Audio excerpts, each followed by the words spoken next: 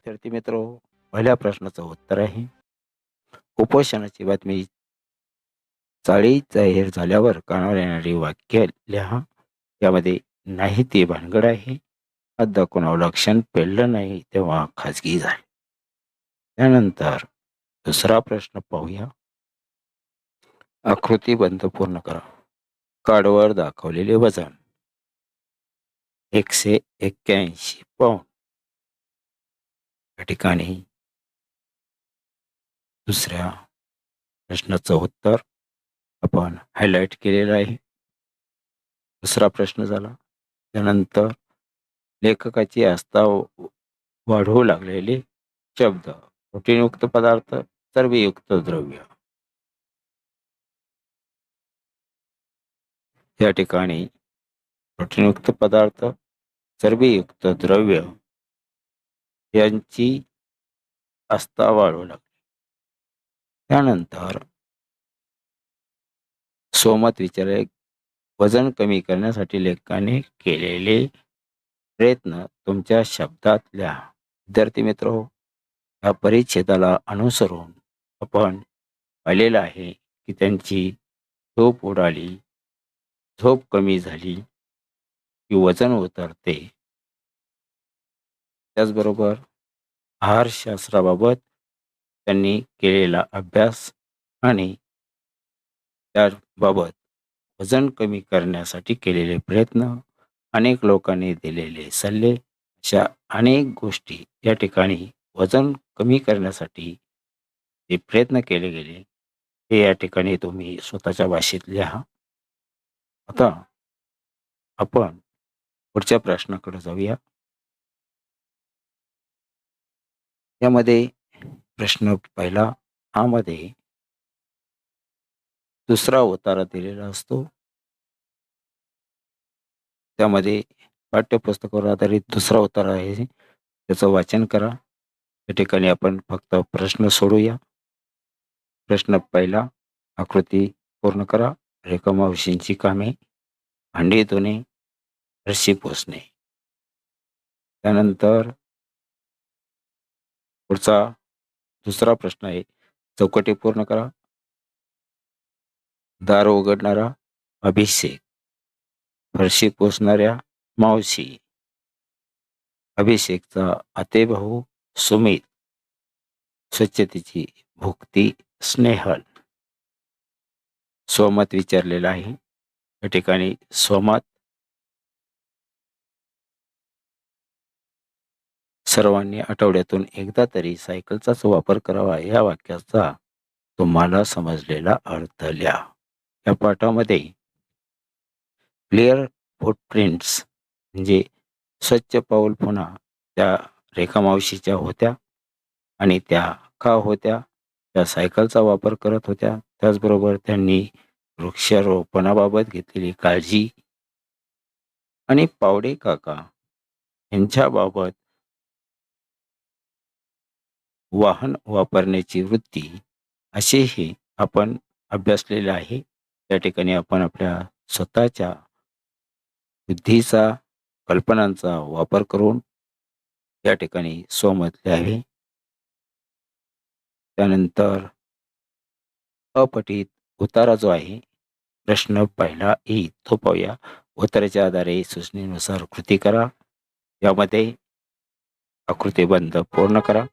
शिक्षणामुळे मानवाच्या विकसित होणाऱ्या शक्ती, मानसिक शक्ती, बौद्धिक शक्ती. त्यानंतर टिपाल्या, स्त्री शिक्षणाचे चांगले परिणाम. या ठिकाणी तुम्ही वाचन करून अंधश्रद्धा किंवा या ठिकाणी असलेल्या रीतीभाती या ज्या मुद्द्यांचा बारकाईने अभ्यास करून स्वभाषेमध्ये लिहिणे अपेक्षित आहे. त्याचबरोबर स्त्रियांना शिक्षण देण्यात आले नाही तर अर्धा अधिक समाज मागासलेला राहील, हे जे वाक्य आहे हे या ठिकाणी अवश्य लिहा. आणि स्त्री शिक्षणाचे जे चांगले परिणाम आहेत ते दिसून आलेले आहेत, ते आपण या ठिकाणी लिहा. चला तर पुढे जाऊया. पद्य विभाग. कवितेच्या आधारे सूचनेनुसार कृती करा. प्रश्न दुसरा आहे. यामध्ये कविता दिलेली आहे. या कवितेचं वाचन करून आपण या ठिकाणी उत्तर लिहिण्याचा प्रयत्न करूया. प्रश्न पहिला, यामध्ये एका शब्दात उत्तरे लिहा. प्रश्न, हे कवीचे सर्वस्व असलेली गोष्ट. हा कवीचा जवळचा मित्र अश्रू. विद्यार्थी मित्र हो, ही जी कविता आहे, 2 दिवस ही कविता दिलेली आहे. या 2 दिवस या कवितेवर आधारित प्रश्न आहे ते. त्यामध्ये प्रश्न दुसरा, उपप्रश्न कृती पूर्ण करा. कवीचा प्रयत्नवाद व आशावाद दाखवणारी ओळ लिहा. दुःख पेलावे कसे, पुन्हा जगावे कसे, याच शाळेत शिकलो, हे ओळ या ठिकाणी लिहा. दुसरा प्रश्न, दारिद्र्याकडे गहाण पडलेले हात, या शब्द समूहाचा अर्थ लिहा. हे हात माझे सर्वस्व दारिद्र्याकडे गहाणच राहिले, असा त्याचा अर्थ आहे. त्यानंतर या ठिकाणी पुढील शब्दांचा अर्थ लिहा. कवितेमध्ये आलेले जे शब्द आहेत त्यांचे अर्थ आपण या ठिकाणी लिहिणार आहोत. दारिद्र्य म्हणजे गरिबी, हरगडी म्हणजे प्रत्येक वेळी, सहाय्य म्हणजे सहकार्य, मदत, दुनिया, जग. कवितेत व्यक्त झालेले जीवन सत्य याबाबत तुमचे विचार स्पष्ट करा. या ठिकाणी आपण अवश्य लिहा की 2 दिवस ही जी कविता आहे याच्या मध्यवर्ती कल्पनेला अनुसरून आपण या ठिकाणी लेखन करावं आणि स्वमत लिहावे. त्याचबरोबर प्रश्न हा, खालील मुद्द्यांना अनुसरून कोणत्याही एका कवितेसंबंधी एक कृती सोडवा. या ठिकाणी मुद्दे दिलेले आहेत. प्रस्तुत कवितेचे कवी किंवा कवयित्री, अंकेला मी दास तुझा आणि स्वप्न करू साकार, या दोन्हीपैकी एकच कविता आपण निवडावी. या ठिकाणी मी दोन्ही कवितेंचं मुद्देसूद उत्तर या ठिकाणी देण्याचा प्रयत्न केलेला आहे. चला तर, प्रस्तुत कवितेचे कवी अंकेला मी दास तुझा या कवितेचे कवी आहे संत नामदेव. स्वप्न करो साकार या कवितेचे कवी आहेत किशोर पाठक. दुसरा मुद्दा प्रश्न आहे प्रस्तुत कवितेचा विषय. अंकेला मी दास तुझा या कवितेचा मुख्य विषय जो आहे तो म्हणजे आई, प्राणी, पक्षी यांच्या विविध दृष्टांतातून मातेच्या वात्सल्य प्रेमाचे वर्णन करून विठ्ठल माऊलीच्या कृपेची याचना केलेली आहे. याचे वर्णन या ठिकाणी कवितेमध्ये केलेले आहे. त्याचबरोबर स्वप्न करू साकार या कवितेची जर आपण बारकाईने विचार करून विषय विचारात घेण्याचा प्रयत्न केला तर आपल्या लक्षात येईल, देशाच्या उज्ज्वल भविष्यासाठी कृषी, संस्कृती, श्रमप्रतिष्ठा, एकजुटीचे सामर्थ्य या मूल्यांचे महत्त्व या कवितेत सांगितलेले आहे. तिसरा मुद्द्याला अनुसरून प्रस्तुत कविता आवडण्याचे वा न आवडण्याचे कारण तुम्हाला विचारलेले आहे.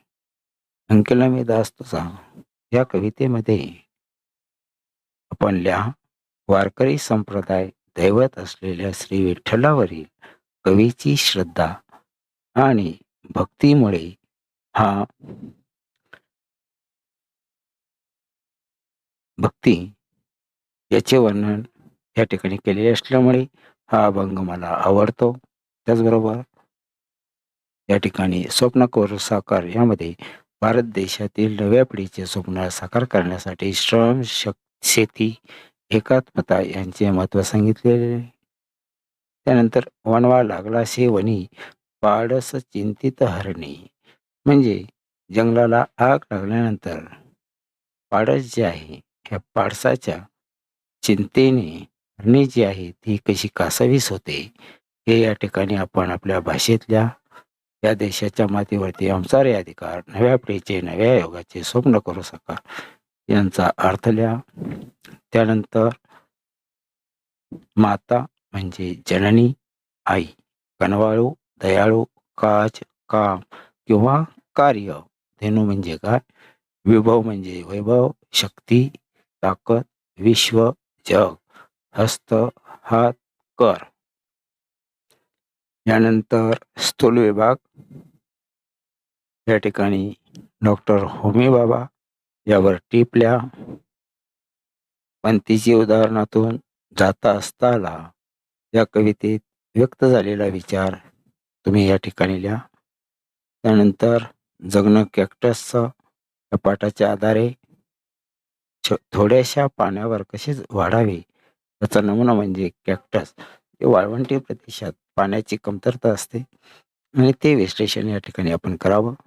त्यानंतर पाहूया आपण भाषा अभ्यास विभाग 4. भाषा अभ्यास. व्याकरण घटकावर आधारित कृती. यामध्ये पुढील वाक्यांचा प्रकार ओळखा. पहिलं वाक्य आहे, शाबास, चांगले काम केलीस तू. उत्तर आहे उद्गारार्थी वाक्य. मुलांनो रांगेत चला, आज्ञार्थी वाक्य. पुढील वाक्यांचे रूपांतर सूचनेनुसार करा. पहिलं वाक्य आहे, ही कल्पना चांगली आहे. सूचना दिलेली आहे, नकारार्थी करा. नकारार्थी वाक्य असे या ठिकाणी लिहा. नकारार्थी वाक्य 2 डॉट देऊन या ठिकाणी वाक्य लिहा. ही कल्पना वाईट नाही. जगात सर्व सुखी असा कोण आहे? दिलेलं वाक्य प्रश्नार्थी आहे. आपल्याला विधानार्थी वाक्य करा असं सांगितलेलं आहे. या ठिकाणी आपण उत्तर शब्द लिहून विधानार्थी वाक्य आणि पुढे लिहा, जगात कोणीही सर्व सुखी नाही. त्यानंतर तिसरा प्रश्न, पुढील वाक्यांचा अर्थ सांगून वाक्यात उपयोग करा. कोणतेही दोन. रममाण होणे, मग्न होणे, झोकून देणे, समरस होणे, अंगाचा तिळपपड होणे, खूप राग येणे. अशा पद्धतीने त्या वाक्प्रचारांचे अर्थ सांगून या ठिकाणी वाक्यात उपयोग लिहून वाक्य लिहा. अशा पद्धतीने आपण दिलेल्या वाक्प्रचारांचा अर्थ सांगून वाक्यात उपयोग करा. त्यानंतर हा प्रश्न भाषिक घटकावर आधारित कृती. शब्द संपत्ती. यामध्ये पहिला प्रश्न आहे समानार्थी शब्द. यामध्ये अतिशय सोपे प्रश्न विचारलेले आहेत. झाड, तरू, वृक्ष. घर, सदन, निवास, गृह. विरुद्धार्थी शब्द प्रामाणिक, अप्रामाणिक, सावध, बेसावध. तिसरा प्रश्न या ठिकाणी आहे, पुढील शब्द समूहाबद्दल एक शब्द लिहा. समाजसेवा करणारा, समाजसेवक. पुढील शब्दांचे वचन बदला. रस्ता, रस्ते, भिंत, भिंती. त्यानंतर अचूक शब्द ओळखून लिहा. तुम्ही लिहित असताना या ठिकाणी हे शब्द लिहा. या ठिकाणी इज इक्वल टू साइन करा किंवा खाली उत्तर शब्द लिहून अचूक शब्द असं लिहा. आणि या ठिकाणी गाऱ्हाणी जो शब्द आहे 3ऱ्या क्रमांकाचा हा या ठिकाणी लिहा. त्यानंतर दुसऱ्या गटामध्ये प्रथम क्रमांकाचा प्रक्रिया जो आहे तो अचूक शब्द आहे.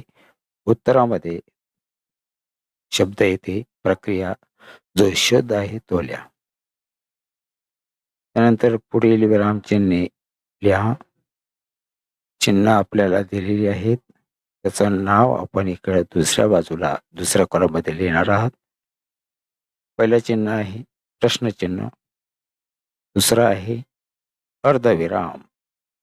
तिसरं चिन्ह आपण ओळखणार आहात उद्गार चिन्ह.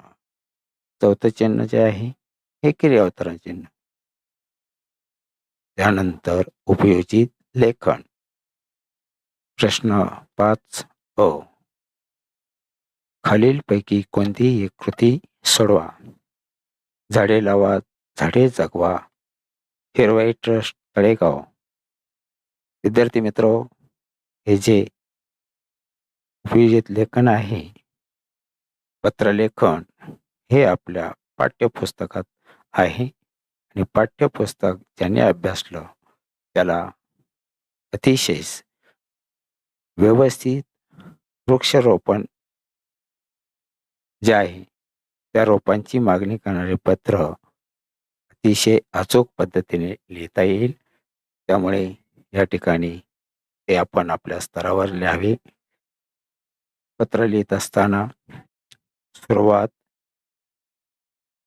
मध्यवर्ती कल्पना, शेवट या बाबी अचूक असाव्यात, जेणेकरून आपल्याला पत्रामध्ये पैकीच्या पैकी गुण मिळणे सहज शक्य होईल.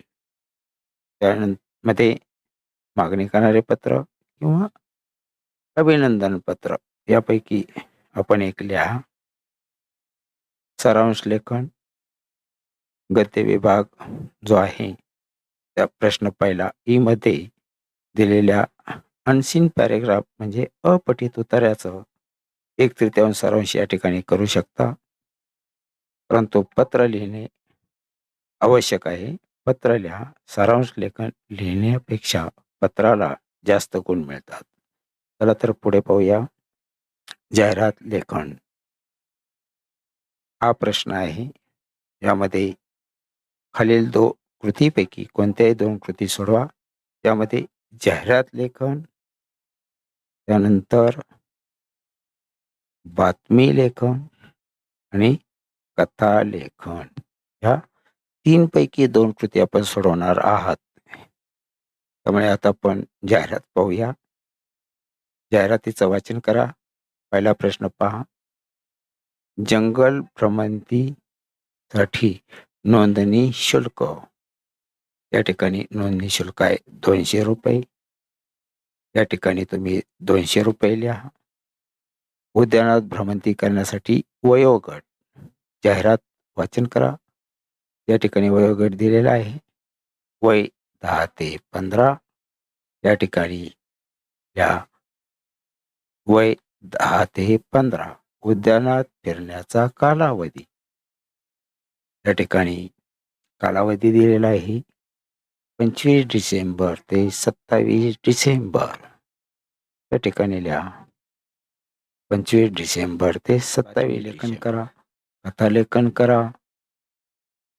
त्यानंतर प्रसंगलेखन, शालेय प्रजासत्ताक दिन, मी क्रीडांगण बोलतोय. त्यानंतर मी माझ्या देशाचा नागरिक. दिलेल्या मुद्द्याच्या आधारे निबंध लिहा. सर्वात महत्त्वाची बाब, निबंध लिहित असताना निबंधाच्या सुरुवातीला सुविचार, एखादे गीत लिहा. मध्यभागी आणि शेवटी अशा लेखनाच्या वेळी सुविचार, म्हणी, वाक्प्रचार, एखादे सुंदर वाक्य मनाने तयार केले तरी चालेल आणि निबंध हा 5 परिच्छेदामध्ये लिहा. निबंध लिहित असताना या ठिकाणी निबंधाचा विषय लिहा आणि भरपूर विरामचिन्हाचा वापर करून निबंध सुंदर होईल याची काळजी घ्या. आणि अशा पद्धतीने आपण प्रश्नपत्रिका सोडवल्यास आपल्याला भरपूर गुण प्राप्त होतील. विद्यार्थी मित्र, काही शंका असल्यास अवश्य कमेंट्समध्ये पाठवा. आपल्याला पुरेपूर मार्गदर्शन करण्याचा प्रयत्न केला जाईल. हा चॅनल पाहिल्याबद्दल धन्यवाद. पुन्हा एकदा या अंकुश टेक्नो चॅनलला सबस्क्राईब करा आणि आपल्या मित्रांना हा व्हिडिओ अवश्य